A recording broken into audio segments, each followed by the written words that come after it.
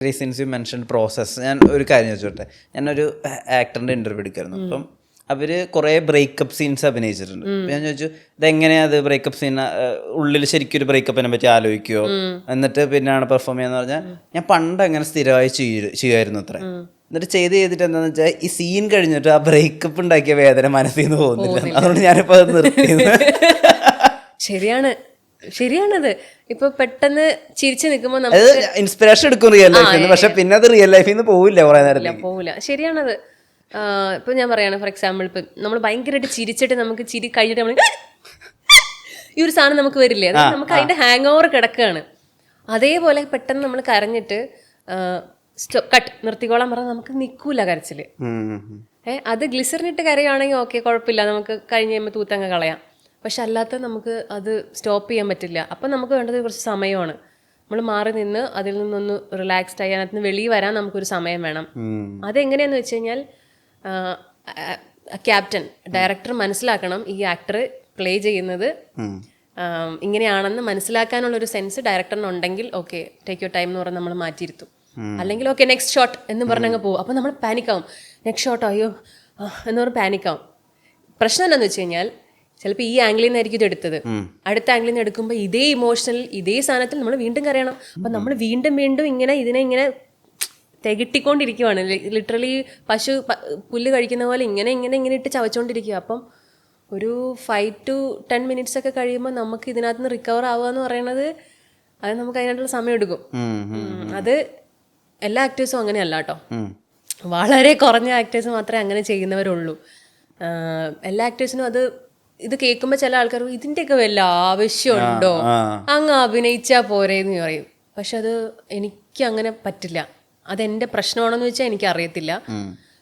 Most of the time എനിക്കത് ഭയങ്കര plus point ആയിട്ടേ ഫീൽ ചെയ്തിട്ടുള്ളൂ. കാരണം തിയേറ്ററിൽ കാണുമ്പം 10 രൂപ കൊടുത്തിട്ടാണെങ്കിലും ആ ഓഡിയൻ അത് കയറി കാണുമ്പോൾ അയാൾക്കതൊരു കണക്ട് ചെയ്യാൻ പറ്റണ്ടേ. At the end of the day നമ്മൾ ചെയ്യണത് നന്നായി, സിനിമ എനിക്ക് അത്ര വർക്കായില്ല, പക്ഷെ നിങ്ങൾ ചെയ്തത് നന്നായി എന്നെങ്കിലും ഒന്ന് പറയാനായിട്ട് പറ്റുന്ന രീതിയിൽ വൃത്തിയായിട്ടൊന്ന് ചെയ്ത് വെക്കുക എന്നുള്ളത്. അതിൽ ഇച്ചിരി പെയിൻ നമ്മൾ അനുഭവിച്ചാലും കുഴപ്പമില്ല, നമ്മൾ കാശ് മേടിച്ച് ചെയ്യുന്നതല്ലേ, അതിൻ്റെ ഒരു കുറച്ച് ആത്മാർത്ഥതയെങ്കിലും നമ്മൾ ചെയ്യണ്ടേ. It's A profession, it's A duty. അല്ലെങ്കിൽ ഓക്കെ നമുക്ക് അങ്ങനെയാണ്. എനിക്ക് ഈ സർജറി പോലും ഞാൻ ഗോ ത്രൂ ചെയ്തത് അതുകൊണ്ടാണ്. ഞാൻ കാരണം വേറൊരു പ്രശ്നം അവിടെ ഉണ്ടാവരുത്, അതിൻ്റെ ഏറ്റവും വലിയ എക്സാമ്പിളാണ് ഞാൻ അതിലേക്ക് ഗോ ത്രൂ ചെയ്തു പോയത്. പക്ഷെ അതിൽ നിന്ന് ഞാൻ പഠിച്ചാണ്, അറ്റ്ലീസ്റ്റ് കുറച്ചെങ്കിലും പറയണം ഓപ്പണായിട്ട്, എനിക്ക് പിന്നെ ബുദ്ധിമുട്ടുണ്ട്, അത്രേ എക്സ്റ്റെൻഡിലേക്ക് പോകണ്ടെങ്കിലും കുറച്ചെങ്കിലും പറയണം എന്ന് പഠിച്ചത് ഞാൻ ഇതുകൊണ്ട് തന്നെയാണ്. നമ്മൾ ട്രസ്റ്റ് എന്ന് പറഞ്ഞൊരു കാര്യമുണ്ട്. അതായത് വൺസ് നമ്മളൊരു നെയിമായി കഴിഞ്ഞു കഴിഞ്ഞാൽ നമ്മുടെ അടുത്തേക്ക് വരുന്ന എല്ലാ ആളുകളുടെയും അവർ കൊണ്ട് പറയുന്ന മുഖത്ത് കാണിക്കുന്ന ഉദ്ദേശങ്ങൾ തന്നെ ആയിരിക്കില്ല അവർക്ക് നമ്മളോട് ഉണ്ടാവുക. അതിനിപ്പോൾ എക്സ്പ്ലോറേറ്റേഷൻ എന്നുള്ള രീതിയിൽ മാത്രമായിരിക്കണം എന്നില്ല. നമ്മളോട് കാണിക്കുന്ന സ്നേഹം ചിലപ്പോൾ ആ നേരത്തേക്ക് മാത്രമായിരിക്കും, അല്ലെങ്കിൽ നമ്മളോട് കാണിക്കുന്ന ഈ കരുതൽ ആ നേരത്തേക്ക് മാത്രമായിരിക്കും.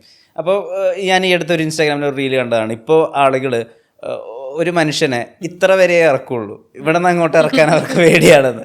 ഭയങ്കര നല്ല മെറ്റഫർ അത്. ട്രസ്റ്റ് ഇഷ്യൂസ് ഉണ്ടോ ഇപ്പോൾ മനുഷ്യന്മാരെ? പണ്ടോട്ടേ ഉള്ളതാണ്. അതുകൊണ്ട് തന്നെ ഭയങ്കര ക്ലോസ് സർക്കിളാണ് ഉള്ളത്. എനിക്ക് സർക്കിൾ ഉണ്ടോ എന്ന് തന്നെ അറിയില്ല. എൻ്റെ സർക്കിൾ ഞാൻ വരച്ചു തുടങ്ങിയിട്ടുള്ള കംപ്ലീറ്റ് പോലും ആയിട്ടില്ല. എന്നാലല്ലേ അതിനകത്ത് ആരെങ്കിലും കയറ്റാൻ പറ്റുള്ളൂ. എനിക്ക് പണ്ടോട്ടേ ഉള്ളതാണ് ട്രസ്റ്റ് ഇഷ്യൂ. സ്കൂൾ ലൈഫ് എൻ്റെ ഭയങ്കര നല്ല അടിപൊളി ആയിരുന്നില്ല. അതുകൊണ്ട് തന്നെ നമുക്ക് ഒരു സുഹൃത്തിനെ എങ്ങനെ തിരഞ്ഞെടുക്കണം എന്നറിയില്ല, അല്ലെങ്കിൽ ആ സുഹൃത്തിനെ എങ്ങനെ എൻ്റർടൈൻ ചെയ്യണം എന്നറിയില്ല, അവരുമായിട്ട് എങ്ങനെ സ്റ്റിൽ കോണ്ടാക്റ്റിൽ നിൽക്കണം എന്നറിയില്ല, മറ്റുള്ളവരെ വിളിക്കാൻ ബുദ്ധിമുട്ടാണ് എനിക്ക്.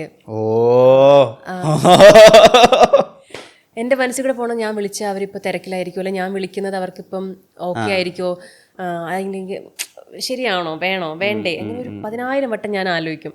എനിക്കൊരു കോള് വന്നാലും ഞാൻ അതേപോലെ ആലോചിക്കും, ഇവരെന്തിനാ എന്നെ ഇപ്പോൾ വിളിക്കുന്നത്, ഞാനിപ്പോൾ എന്താ സംസാരിക്കും ഇവരോട്, എനിക്കൊന്നും പറയാനില്ലല്ലോ, അയ്യോ ഞാൻ അന്ന് വിളിച്ചപ്പോഴത്തേക്ക് എടുത്തില്ലല്ലോ, അയ്യോ, ഇങ്ങനെ ഒരു 100 കൂട്ടം കാര്യങ്ങൾ എൻ്റെ മനസ്സിലേക്ക് പോകണം. ചിലപ്പോൾ അവരൊന്നും അത് ആലോചിക്കുന്ന പോലും ഉണ്ടാവില്ല. എനിക്കുള്ള സുഹൃത്തുക്കളും അങ്ങനെയാണ്. എന്നെ ജഡ്ജ് ചെയ്യാത്ത കുറച്ച് ആൾക്കാർ മാത്രമേ. ഞാൻ അതുകൊണ്ട് ഒരാളുമായിട്ട് ഫസ്റ്റ് സംസാരിക്കുമ്പോഴും ഒരു സൗഹൃദത്തിലേക്ക് പോകുന്നു എന്നറിയുമ്പോൾ ഞാൻ ആദ്യം പറയും, ഞാൻ വിളിക്കുമെന്ന് പ്രതീക്ഷിക്കരുത് കേട്ടോ. ചിലപ്പോൾ ഞാൻ വർഷങ്ങളോളം വിളിച്ചെന്ന് വരില്ല, ബട്ട് സ്റ്റിൽ എന്നെ കാണുമ്പം അതേപോലെ തന്നെയായിരിക്കും ഞാൻ. എനിക്കൊരു മാറ്റം ഉണ്ടാവില്ല, അതേ മെമ്മറി എൻ്റെ മൈൻഡിലുണ്ടാവും. പക്ഷെ ഞാൻ വിളിക്കുമെന്നും മെസ്സേജ് ചെയ്യുമെന്നും നിങ്ങൾ എക്സ്പെക്ട് ചെയ്യരുതെന്ന് പറയും. ആദ്യമേ നമ്മൾ പറഞ്ഞില്ലെങ്കിൽ പിന്നെ അവർക്ക് ഭയങ്കര ബുദ്ധിമുട്ടാണ്, എന്താ മൈൻഡ് ചെയ്യാത്തത് എന്നൊക്കെ തോന്നും. എനിക്കുള്ള സുഹൃത്തുക്കളും അങ്ങനെ തന്നെയാണ്. വിരലിൽ എണ്ണാൻ പോലും ഇല്ലാത്ത സുഹൃത്തുക്കളെ എനിക്കുള്ളൂ. പക്ഷേ they know me very well. അതൊരു എൻ്റെ ഒരു നെഗറ്റീവായിട്ട് തന്നെ ഞാൻ കരുതുന്നത്. പക്ഷേ ഈ പ്രൊഫഷനിൽ ഒന്ന് ആലോചിച്ച് നോക്കൂ വിഷ്ണു, ഞാൻ എങ്ങനെ പ്രൊഫഷനിൽ പിടിച്ചു നിൽക്കുന്നു എന്ന് ആലോചിച്ച് നോക്കൂ. പ്രൊഫഷണൽ എനിക്കിപ്പോഴും അറിയാം ആക്ടേഴ്സ് പടത്തിന് റോള് കിട്ടാൻ, ഐ മീൻ അങ്ങനെയല്ല, അവർക്ക് അതൊരു കൈൻഡ് ഓഫ് ജസ്റ്ററാണ്. എപ്പോഴും ഞാനിവിടെ ഉണ്ടെന്ന് അറിയാൻ വേണ്ടിയിട്ട് ഡയറക്ടേഴ്സിന് ഗുഡ് മോർണിംഗ് എന്ന സ്ഥിരമായി അയക്കുന്ന ആക്ടേഴ്സ് ഉണ്ട്, ബർത്ത്ഡേ അയക്കുന്ന ആക്ടേഴ്സ് ഉണ്ട്. കാൺ ഡു ദാറ്റ്. അയ്യോ, അതെനിക്ക് ഞാൻ ആകെ ചെയ്തേക്കണത്, ഞാൻ സർജറിക്ക് പോയ സമയത്ത് റാം സാറിനെ വിളിച്ചു, മമ്മൂക്കേനെയും വിളിച്ചു. അതാണ് ഞാൻ അങ്ങോട്ട് വിളിച്ചേക്കുന്നത് ആകെ. പിന്നെ ഒന്ന് ആലോചിച്ച് നോക്കും, എനിക്ക് നമ്മൾ ചെയ്ത ഒരു വർക്ക് കഴിയുമ്പോൾ നമ്മൾ അപ്രീഷിയേറ്റ് ചെയ്യാൻ ആൾക്കാർ വിളിക്കുമല്ലോ. അപ്പം അതിലൊരു തവണ നാഗേന്ദ്രൻസ് കണ്ടു കഴിഞ്ഞപ്പോഴത്തേക്കും എനിക്കൊരു നമ്പറിൽ നിന്ന് കോൾ വന്നു. ഞാൻ എടുത്തപ്പോഴത്തേക്കും ഇങ്ങനെ ഹലോ ഞാൻ ദിലീപാണ് എന്ന് പറഞ്ഞു. അപ്പം ഞാൻ ആവാൻ വഴിയില്ല, ഒരിക്കലും വഴിയില്ല. അപ്പം ഹലോ ആരാണ്? അപ്പം വീണ്ടും ആ ശബ്ദം നമ്മൾ ഒന്നുകൂടെ കേൾക്കുമല്ലോ, ദിലീപേട്ടൻ്റെ ശബ്ദം തന്നെ. ഞാൻ റെക്കഗ്നൈസ് ചെയ്തു, പണി പാളി. കാരണം ഫസ്റ്റ് ഇംപ്രഷൻ ഞാൻ കൊടുത്തേക്കണത് അവരിതല്ല. പിന്നെ എൻ്റെ പ്രോസസ്സ് എന്ന് വെച്ചാൽ ഞാൻ പിന്നെ സൈലൻ്റ് ആവും. സൈലൻ്റ് ആയിട്ട് എൻ്റെ മുഖത്ത് നല്ല എക്സ്പ്രഷൻ വരുന്നുണ്ട്, പക്ഷെ അപ്പുറത്തേക്കുന്ന ആൾക്ക് മുഖത്തെ എക്സ്പ്രഷൻ കൊണ്ട് കാര്യമില്ലല്ലോ, നമ്മുടെ വോയിസിൽ അത് വരണമല്ലോ. ഞാൻ ആ ചേട്ടാ പറയൂ. അപ്പോൾ ഒന്ന് ജസ്റ്റ് ഒന്ന് ചിന്തിച്ചു നോക്കാം, എൻ്റെ ഫേസ് കാണാതെ ആ ചേട്ടാ പറയൂ. മനസ്സിലായി? എൻ്റെ ഫേസ് ഇങ്ങനെ ചേട്ടാ പറയൂ, ഇതാണ് എൻ്റെ ഫേസ് വരുന്നത്. അപ്പോൾ എൻ്റെ ഫ്രണ്ട്സ് എപ്പോഴും എന്നോട് പറയും, നീ പറയും, നീ അഭിനയിക്കുന്ന പോലെ തന്നെ നീ വിചാരിക്കില്ലേ, നീ നിന്റെ സൗണ്ടിൽ കുറച്ച് എക്സ്പ്രഷൻ ഇടുക, എന്നാലും അപ്പുറത്തെ ആൾക്ക് മനസ്സിലാവുള്ളൂ നീ എന്താ ഉദ്ദേശിക്കണമെന്ന്. അവസാനം ദിലീപേട്ടൻ ഇങ്ങനെ എന്നെ അപ്രീഷിയേറ്റ് ചെയ്തെല്ലാം വെച്ച് കഴിഞ്ഞിട്ടാണ് ഞാൻ ഇങ്ങനെ നിന്ന് ആലോചിക്കുന്നത്, അയ്യോ ഞാൻ ദിലീപേട്ടനോട് സംസാരിച്ചത് കറക്റ്റായിട്ടാണോ, അല്ലെങ്കിൽ അദ്ദേഹത്തിന് എന്നെ വിളിച്ചതിൽ ഒരു ചിലപ്പോൾ കുറ്റബോധം തോന്നി കാണുമോ എന്നുള്ള രീതിയിൽ. പിന്നെ കണ്ടു കഴിഞ്ഞപ്പോഴൊക്കെ പിന്നെ വിളിച്ചപ്പോഴും ഞാൻ പറഞ്ഞു, ദിലീപേട്ടാ ഞാൻ അങ്ങനെ ഉദ്ദേശിച്ച ആ എക്സൈറ്റ്മെൻറ്റ് എനിക്കുണ്ടായിരുന്നു, പക്ഷെ എനിക്കത് എടുക്കാൻ പറ്റാഞ്ഞത് കൊണ്ടാണെന്നൊക്കെ പറഞ്ഞ് ഞാൻ അതിന് ഞാൻ എൻ്റെ മെസ്സേജുകളും അങ്ങനെയാണ്. ഞാൻ ഫ്രണ്ട്സിന് മെസ്സേജ് അയക്കുമ്പം നോ എക്സ്പ്രഷൻസ് ആണ് എൻ്റെ മെസ്സേജിന്. പക്ഷേ അത് ഞാൻ വോയിസ് നോട്ടായിട്ട് അയക്കുമ്പോഴത്തേക്കും, കാരണം ഇവർ മെസ്സേജ് അയക്കുമ്പോൾ നമ്മളൊരു റിപ്ലൈ എക്സ്പെക്ട് ചെയ്യുമല്ലോ, അത് വരാണ്ടാകുമ്പോൾ ഞാൻ പറയും ഇത് ഇങ്ങനെ അയച്ചേക്കണം, ഞാൻ ഉദ്ദേശിച്ചതല്ല എന്ന് പറയുമ്പോൾ അവർ പറയും അന്ന് അത് ഉദ്ദേശിക്കുന്നത് എന്താന്ന് ഞങ്ങൾക്ക് മനസ്സിലാവുന്ന രീതിയിൽ മെസ്സേജ് ചെയ്യുമെന്ന് പറയും. ലിറ്ററലി നമ്മൾ മെസ്സേജ് അയക്കുമ്പം ഞാനിന്ന് വരുന്നില്ല, അല്ലെങ്കിൽ ഐ എം നോട്ട് കമ്മിങ് എന്നാണ് അയക്കുന്നത്. അത് വോയിസ് നോട്ട് അയക്കുമ്പോൾ നമ്മൾ ഞാനിന്ന് വരുന്നില്ല. സി അതിന് അത്ര ഡിഫറൻസ് ഉണ്ട്. അത് നമ്മൾ കോൾ ചെയ്യുമ്പോഴത്തേക്കും എടാ എനിക്കിന്ന് വരാൻ പറ്റില്ലടാ, എനിക്കിന്ന് കൈ വേദനയാണ്, അത്രയും ഡിഫറൻസ് നമ്മുടെ മെസ്സേജ് ത്രൂ വോയിസ് നോട്ട് പിന്നെ കോളിലുണ്ട്. ഇത് മൂന്നും ചെയ്യാൻ പറ്റാത്തൊരു അവസ്ഥ എന്ന് ആലോചിച്ച് നോക്കിയേ. എനിക്കിത് മൂന്നും ചെയ്യുമ്പോഴും പ്രശ്നമാണ്. അപ്പോഴാണ് ഞാൻ ആലോചിക്കണത്, ആസിഫ്ക്കൊക്കെ വിളിച്ചാൽ ഫോൺ എടുക്കില്ല. ആ ഒരു ഏരിയയിലേക്ക് എനിക്ക് പോകാൻ താല്പര്യമുണ്ട്, ബട്ട് സ്റ്റിൽ പോകാൻ പറ്റില്ല. അത് നമ്മുടെ ഇൻസെക്യൂരിറ്റീസ് കൊണ്ടാണ്. അതൊരു സ്റ്റാർട്ടത്തിൽ നിൽക്കണ ആൾക്ക് മാത്രമേ ചെയ്യാൻ പാടുള്ളൂ, അല്ലെങ്കിൽ ആക്ടർ ആയതുകൊണ്ടും അങ്ങനെയൊന്നുമല്ല. നമ്മുടെ ലൈഫിൽ നമ്മൾ എങ്ങനെയൊക്കെയോ അറിയാതെ വന്ന് വീണു പോയൊരു കുഴിയത്, അതിൽ നിന്ന് പുറത്ത് ചാടാൻ ബൈ പ്രൊഫഷണി നമുക്ക് പറ്റില്ല, പക്ഷെ ചെയ്തേ പറ്റുള്ളൂ. എനിക്കൊരു ബഞ്ച് ഓഫ് സെറ്റ് ഇൻസെക്യൂരിറ്റീസ് ഉണ്ട്, അല്ലെങ്കിൽ ആങ്സൈറ്റി പ്രശ്നങ്ങളുണ്ട്. പക്ഷെ അത് ആക്ഷൻ കട്ടിൻ്റെ ഇടയിൽ ഞാനത് മറന്നു. ആ ഒരു ടൈമിൽ മാത്രമേ എനിക്കത് ഇല്ലാത്തുള്ളൂ. ബാക്കി എല്ലാ സമയം അതെൻ്റെ കൂടെ ഉണ്ട്. അത് മാറ്റാൻ ശ്രമിച്ചുകൊണ്ടിരിക്കുന്നു. ഈ വസ്ത്രങ്ങളോടുള്ള ഇൻസെക്യൂരിറ്റി എപ്പോഴാണ് മാറിയത്? ഇപ്പോൾ ഐ എം കംഫർട്ടബിൾ. എനിക്ക് എന്നെ പ്രസൻറ്റ് ചെയ്യാൻ ഞാൻ ഓക്കെയാണ്. ഞാൻ പറഞ്ഞില്ലേ, മുന്നുണ്ടായിരുന്ന ഒരു ജഡ്ജ്മെൻറ്റൽ മൈൻഡ് സെറ്റ് ആൾക്കാരിലുണ്ടെന്ന് ഫീൽ ചെയ്ത സമയം തൊട്ട് എനിക്കത് ഭയങ്കരമായിട്ട് ഉണ്ടായിരുന്നു. കാരണം നമ്മളെ കൂടെ ഉള്ളവരും അത് പറയാൻ തുടങ്ങി. അപ്പോൾ ഞാൻ പറഞ്ഞു ഞാനിനി എന്താ ചെയ്യേണ്ടത്.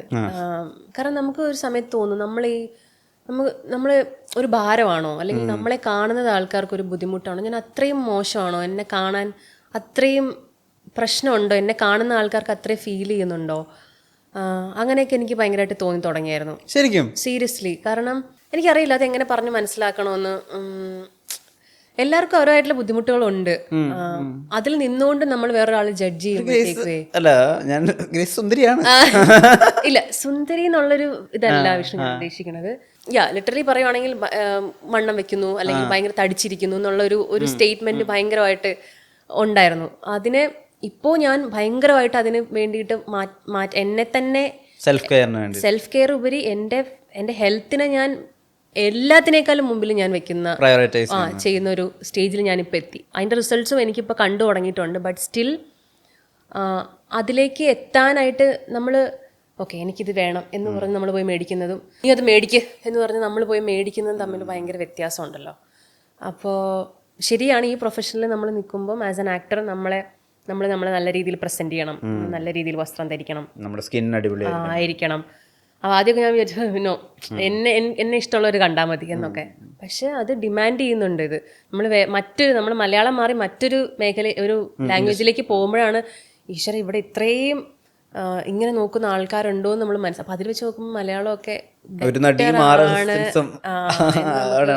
തോന്നും ഭയങ്കരമായിട്ട്. സെൽഫ് റിയലൈസേഷൻ ഉണ്ടല്ലോ, എല്ലാ ദിവസവും ഉണ്ട് അത്. സങ്കടം തോന്നുന്ന സെൽഫ് റിയലൈസേഷൻ എന്താ? എന്റെ പ്രശ്നം എന്ന് പറഞ്ഞാൽ എനിക്ക് ദേഷ്യം വരില്ല. എനിക്ക് ദേഷ്യം വരുന്നതെന്ന് പറഞ്ഞു കഴിഞ്ഞാൽ ഈ നെല്ലിപ്പലകയുടെയും താഴെ പോകുമ്പോഴേ എനിക്ക് ദേഷ്യം വരുള്ളൂ. ദേഷ്യം വരുന്ന ഒരാളെ അല്ല. എൻ്റെ സ്ഥായി ഭാവം ഒരു സ്ട്രിക്റ്റ് ഫേസ് ആയതുകൊണ്ടാണ് അങ്ങനെ തോന്നണത്. ക്ഷമിച്ച് എനിക്ക് നമ്മളീ പറയുന്നത് ഇവർക്ക് മനസ്സിലാവുന്നില്ലല്ലോ എന്ന് വരുമ്പോഴേ എനിക്ക് ഞാൻ നന്നായിട്ട് പറഞ്ഞു കൊടുക്കും. ഒരാളോട് ഒരു കാര്യമൊക്കെ അറിയില്ലെങ്കിൽ നന്നായിട്ടിരുന്ന് പറഞ്ഞു കൊടുക്കും. അവിടെ ടീച്ചർ വർക്കാവും. എന്നിട്ട് ഈ കുട്ടി എന്ത് ചെയ്താൽ പഠിക്കാനുള്ള അവസ്ഥയിലേക്ക് നമ്മൾ എത്തൂലേ, അപ്പോഴത്തേക്കാണ് നമ്മൾ വടി എടുക്കണേ പറ്റി ആലോചിക്കണേ. എന്നിട്ട് ഞാൻ വടി എടുക്കുവേ എന്നുള്ള രീതിയിൽ ഇരിക്കും. അത് കഴിഞ്ഞിട്ട് ഈ കുട്ടി പോയി വടി ഒടിച്ചാനുള്ള അവസ്ഥ ആലോചിച്ച് നോക്ക്. അന്നേരമാണ് എനിക്ക് കയ്യിൽ നിന്ന് പോകുന്നത്. അന്നേരമാണ് അപ്പം എന്ന് വെച്ചാൽ ഞാൻ ദേഷ്യപ്പെട്ട് കഴിഞ്ഞാൽ എനിക്ക് അതിനെപ്പറ്റി ഓർത്ത് ഇമ്മീഡിയറ്റ് റിഗ്രറ്റ് വരും.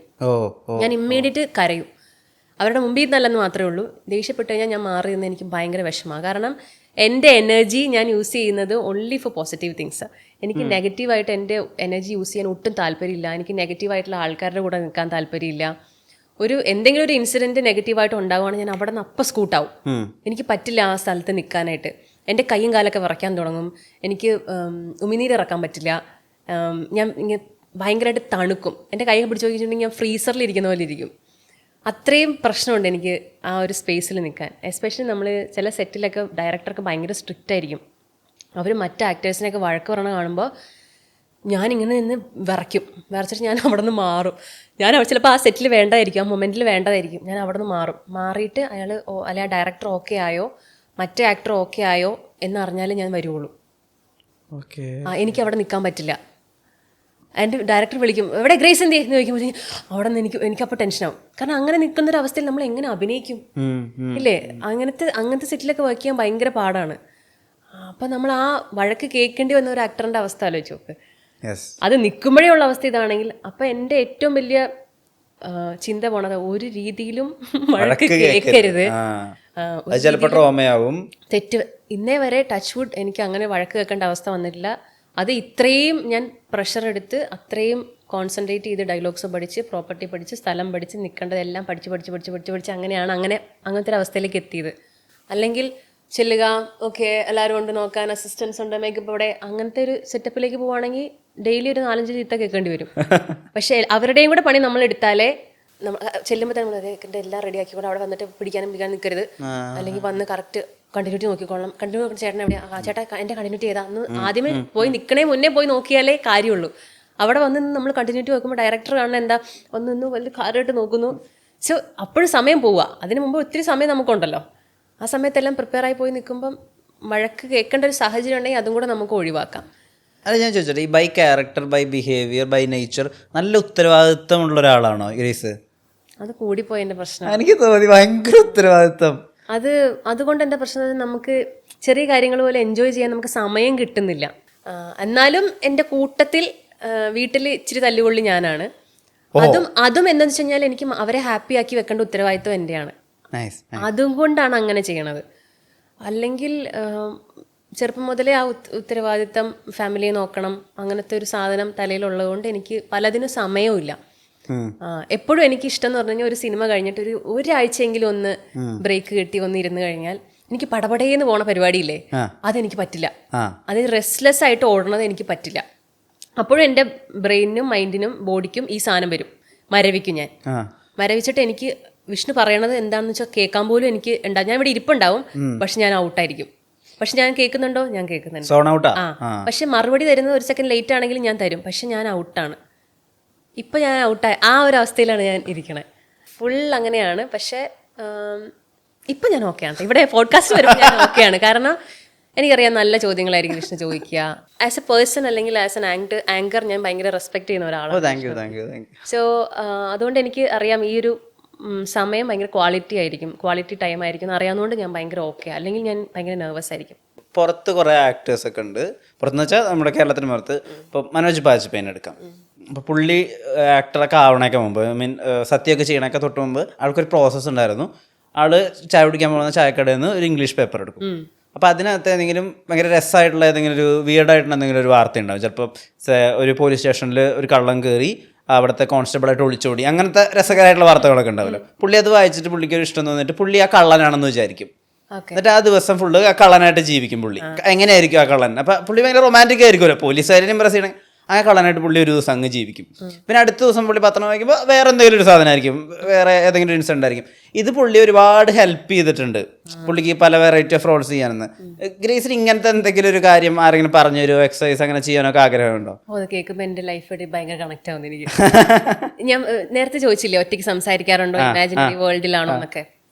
എനിക്ക് സ്വപ്നം കാണാൻ ഭയങ്കര ഇഷ്ടമാണ്. എവിടെയെങ്കിലും കൊണ്ടിരുത്തി കഴിഞ്ഞാൽ അവിടെ ഇരുന്ന് സ്വപ്നം കാണും. കാരണം അതിനൊരു കാശ് കൊടുക്കണ്ട ആരുടെ നമുക്ക് സമയം ഇഷ്ടം പോലെ ഉണ്ട് സ്വപ്നം. അതുപോലെ തന്നെയാണ് നമുക്ക് കുറെ കഴിയുമ്പോൾ നമുക്ക് ലൈഫിൽ സ്ട്രെസ്ഡ് ആവുമല്ലോ. നമുക്ക് എന്തെങ്കിലും കാണിച്ച് ലൈഫ് എവിടെയെങ്കിലും ഒന്ന് കരപറ്റിയാൽ മതി എന്നുള്ളൊരു അവസ്ഥയിലേക്ക് എത്തിയ സമയത്ത് ഞാനിങ്ങനെ ഒരു പോഡ്കാസ്റ്റ് കണ്ടപ്പോൾ അതിനകത്ത് അവർ പറയുന്നതായിരുന്നു, just imagine that you are the happiest person in the world. Whatever happen, നിങ്ങളുടെ ലൈഫിൽ സന്തോഷം മാത്രമേ ഉള്ളൂ. അത് മാനിഫെസ്റ്റേഷൻ ആണെന്ന് ചോദിച്ചു കഴിഞ്ഞാൽ മേ ബി ആയിരിക്കാം. But I started practising it. വീട്ടിൽ എന്തൊക്കെ സംഭവിച്ചാലും അല്ലെങ്കിൽ എന്തൊക്കെ പ്രൊഫഷണലി സംഭവിച്ചാലും ഞാൻ ഭയങ്കര ഹാപ്പിയാണ്. അതായത് ഞാൻ ആ ചിരി എൻ്റെ ഫേസിൽ നിന്ന് മാറുമ്പോൾ ഞാനത് പിന്നെയും ചിരിക്കാൻ തുടങ്ങി. അങ്ങനെ ഇപ്പം ഞാൻ തിരിച്ചു നോക്കുകയാണെങ്കിൽ ഞാൻ ഡൗൺ ആയിട്ടിരുന്നിട്ടുള്ള മൊമെൻറ്റ്സ് വളരെ കുറവാണ്. സ്റ്റിൽ ആ മൊമെൻറ്റിൽ പോലും ഞാൻ ഭയങ്കര ഹാപ്പിയാണ്. Because I M experiencing that moment with pride. അതായത് അത് എത്ര പേർക്ക് ചെയ്യാൻ പറ്റും എന്നറിയില്ല. എൻ്റെ മിസ്റ്റേക്സും എൻ്റെ നല്ല കാര്യങ്ങളും ഞാൻ ഓൺ ചെയ്യുവാണ്. അത് എന്നെപ്പോലെ വിഷ്ണുവിന് ചെയ്യാൻ പറ്റില്ല. കാരണം എന്നെപ്പോലെ മണ്ടൻ ഞാൻ മാത്രമേ ഉള്ളൂ. എന്നെപ്പോലെ നല്ല അടിപൊളിയായിട്ട് ചെയ്യാൻ പറ്റുന്നത് ഞാൻ മാത്രമേ ഉള്ളൂ. വിഷ്ണുവിനെ പോലെ വിഷ്ണു മാത്രമേ ഉള്ളൂ. അപ്പോൾ അത് നമ്മൾ ഓൺ ചെയ്യുക, യൂണിക്നെസ് ഓൺ ചെയ്യുക. ചില ആൾക്കാർ വന്ന് സ്നേഹം കൊണ്ട് പറയും നിങ്ങൾ ഭയങ്കര വേഴ്സറ്റൈലാണ്, നിങ്ങളുടെ അഭിനയം ഭയങ്കര രസമാണ്.